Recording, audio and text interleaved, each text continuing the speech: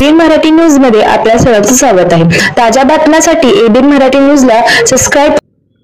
अरण्य ऋषी पद्मश्री मारुती चितमपल्ली यांच्या पार्थिवावर शासकीय इतमामात अंत्यसंस्कार। पालकमंत्री जयकुमार गोरे यांनी पद्मश्री चितमपल्ली यांच्या निधनाबद्दल शोक व्यक्त, श्रद्धांजली वाहिली।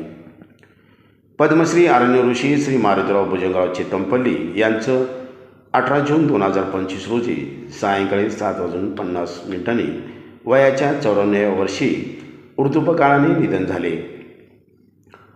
अक्कलकोट रोडवरील सुतमिल हेरिटेज मणिधारी एम्पायर सोसायटी येथील निवासस्थानापासून त्यांची अंत्ययात्रा निघाली।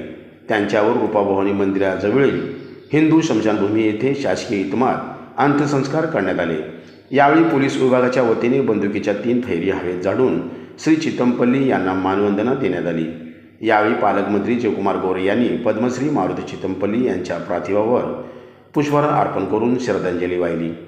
जिल्हाधिकारी कुमार आशीर्वाद, पोलीस आयुक्त एम राजकुमार व उपस्थित लोकप्रतिनिधींनी श्री चितमपल्ली यांच्या पार्थिवावर पुष्पचक्र वाहिले व दर्शन घेतले।